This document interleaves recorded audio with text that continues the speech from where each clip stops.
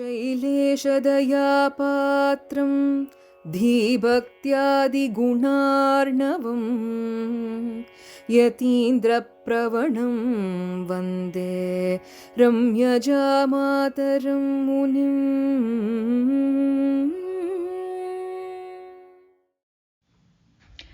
Srimathae Raamanujaya Namaha, Srimad-Varavaramunaye Namaha, Srimad-Lokarya Mahagurave Namaha. Shriman Narayana, out of his immense compassion and grace, has enabled us all to learn his glories through this series. We've now learned who is Emperuman, what is his wealth, how does he manifest, and moved on to learn who is Shri. Narayana's glories come due to him being the consort of Shri. She is inseparable from him, and hence he is called Shriman Narayana. The two of them are the divine couple, the Divya Dampatis. Now, let us learn some of the divine qualities of Shriman Narayana. These divine qualities are fondly called as the Kalyana Gunas. Today, we will start with the quality or the Kalyana Guna called Neermai. In Tamil, Neer refers to water. So, Neermai would mean the quality of water. What is that quality? Our Acharyas have shown that this is the tendency of water to flow towards lower entities. Water flows towards lower altitudes naturally. It flows down to pits naturally. It does not climb up to higher spaces.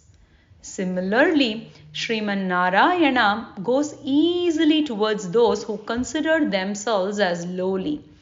If one thinks of himself as superior by race, wealth, or knowledge, then he shuns them. Let's take an example from Sri Mahabharata. Krishna went to meet with the Kauravas as a messenger of the Pandavas. Duryodhana considered himself as the mighty king of kings. He built a special palace for Krishna to stay. Dhritarashtra proclaimed that he would offer lots of gifts and jewelry to Krishna. Bhishma was superior in knowledge. Drona considered himself as superior due to his birth in the Brahmana clan. Contrast all of this to Vidura, who considered himself as a very simple and lowly person. He was neither as wealthy as the kings, nor was from a superior clan. All he had was pure bhakti towards Krishna. So, Krishna ignored Duryodhana, Bhishma, Dhritarashtra, Drona, and instead went and stayed at Vidura's place. Just like the water that flows naturally to low ground, Krishna naturally went to Vidura. With this context and example of the Neermai Guna of Emperuman, let us examine some similarities between water and Emperuman. The world is a diverse place, with each living entity being unique in its own way. We are all similar to the snowflakes, each different in its own way, and are not cookies made out of a cookie cutter. Yet all of us desire water. Water is essential for survival. Without it, nothing can survive. Similarly, Emperuman is essential for survival. The only difference is whether or not the entity acknowledges and recognizes that Emperuman is essential for its survival. Water is naturally cool. It needs an external element to heat it. When exposed to sun, water can get warmed up. Or if it is exposed to another form of fuel or electricity, water can get heated up. Similarly, Emperuman is naturally cool and compassionate. An external element in the form of an apacharam causes him anger. Just like how underwater fires can happen where the great fire happens even over cool water. The natural coolness of Emperuman can also turn into anger when it is ignited by the Apacharams. When such anger happens, Sri Mahalakshmi mediates to reduce his anger.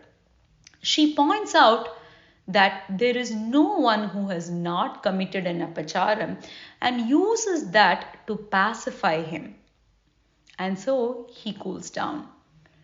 Many times, though, an apacharam to his devotees causes him extreme anger, even more so than an apacharam that somebody commits towards him. In such cases, he goes to the extent of taking an avataram to protect his devotees, destroy their enemies, and shows up in person to bring joy to these devotees.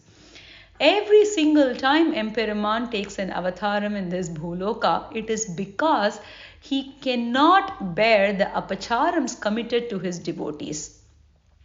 Be it the case of the ferocious Narasimha, where he came as a man-lion for an exalted devotee called Prahlada, or when he came flying swiftly on his Garuda to protect a mere elephant from the clutches of the crocodile. He was angered because of the treatment meted out to his devotees. If water is too hot to consume, it is still water that we need. We wait until it is cooled down or try different ways to cool it down by either adding more water or giving it some time. We still need that water. We are after that water. Similarly, if Emperuman gets angry, he needs to calm down. Pirati pacifies him and he cools down. There is no other refuge. Pirati, for instance, does not say, "Oh, let Perumal be angry. I will take care of you." Instead, she tries to pacify him, and it is his grace that we all need.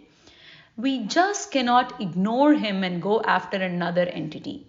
He is still our refuge.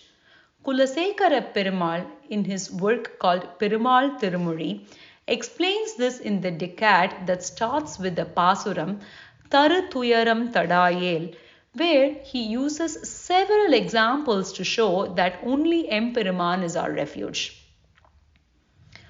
Next, let's examine the quality of water where it is contained in a cup. One who holds water in a container determines where and how to keep the water. It submits to the desire of the one holding the water. Similarly, Emperuman submits himself to the desires of his pure devotees. A little girl called Andal, born in a village called Srivilliputturu in South India, contained him with her garlands. She was even called Andal because she ruled him with her sweet devotion and garlands. Another incident is when the Pandavas sent him as the messenger to the Kauravas' court. In those days, it was considered very lowly to be a messenger. Yet, he did it for their sake. Arjuna had Krishna as his charioteer. Krishna drove the chariot to wherever Arjuna wanted to go. He took care of those horses tied to the chariot. He would feed them, he would water them. Arjuna would put his feet on the Supreme Lord Krishna's shoulders. Krishna was completely contained by the wishes of the Pandavas. He was contained by his devotees just like a cup of water is contained in that cup by the one pouring the water into the cup. Water can be the means to something, that is, to cook other delicacies. It can also be the goal for one who is thirsty, who just needs water. Similarly, Emperuman is both the means to reach him and is also the goal. One who desires Emperuman can get him through Emperuman only. Even if one desires something else, something material, they would need the grace of Emperuman to get that. There is just no substitute for water.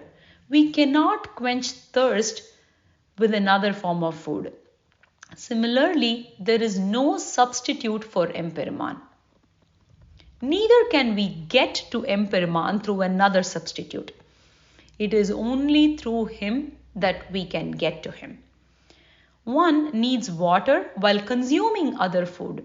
Similarly, to get other material or interim results, we need the anugraham of Emperuman. In the next episode, we'll continue to examine and learn other similarities between Emperuman and water. For now, let's listen to a soulful rendering of Kulasekara Perumal's Taruthuyaram Tadayel Pasuram. Srimathae Raamanujaya Namaha. தருத்துயரம் தடாயேலுன் சரணல்லால் சரணில்லை விரைக்குழுவு மலர் பொழில் சூழ் வித்துவ கோட்டம் மானே தருத்துயரம் தடாயேலுன் சரணல்லால் சரணில்லை விரைக்குழுவு மலர் பொழில் சூழ் வித்துவ கோட்டம் மானே அரிசினத்தால் ஈன்ற தாய் அகற்றிடீனும் மற்றவள் தன் அருள் நினைந்தே அழும் குழவி அதுவே போன்றிருந்தேனே அரிசினத்தால் ஈன்ற தாய் அகற்றிடீனும் மற்றவள் தன் அருள் நினைந்தே அழும் குழவி அதுவே போன்றிருந்தேனே.